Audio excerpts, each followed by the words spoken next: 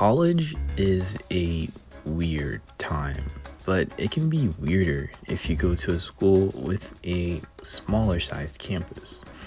And it can be even weirder if you're an introvert.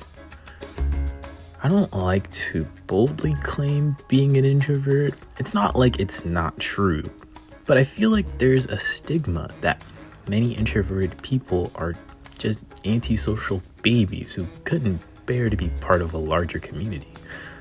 But that's just not fair. To me, being an introvert is more like a very overactive defense mechanism that's just really hard to disable.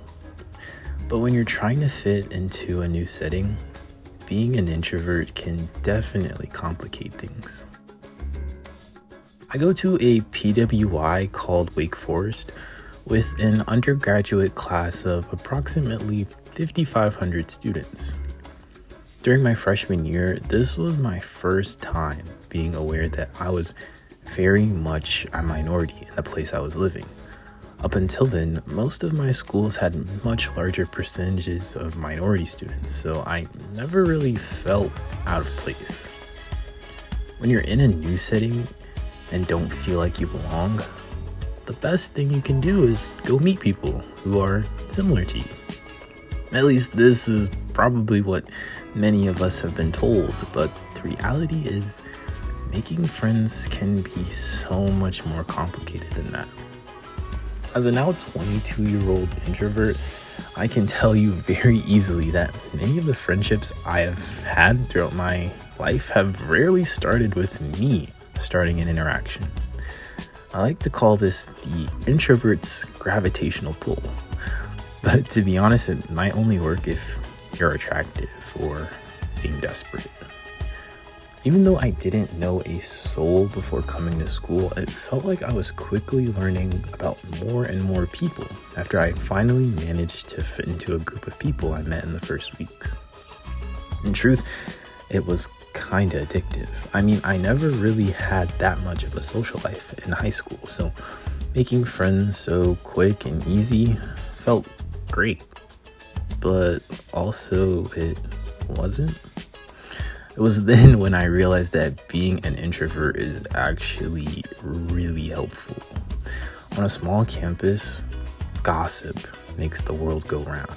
And if you showed your face somewhere, there's a 50% chance someone has a story about some heinously foul thing you may or may not have done.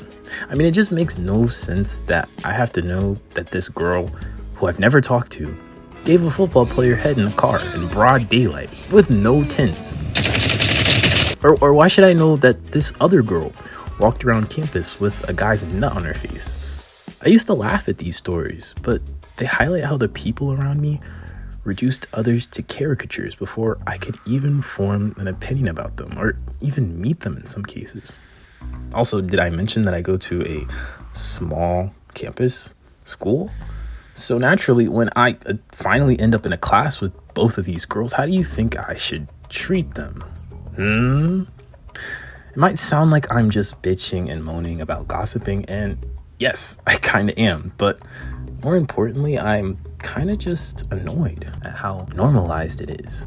Gossip can definitely be necessary at times to bond over mutual frustration, but in my experience, it warped my perceptions of people who I knew nothing else about and made me less willing to reach out to others for possible friendship. Next August will be my 5th and hopefully last year in undergrad. You were a super duper senior. Been here 6 years and still haven't graduated. But looking back, I definitely wonder what my life would have been like if I went to a bigger school. At any rate, being an introvert on any college campus can be a daunting task. But embracing your authentic, introverted self can make it a lot easier to meet the right people.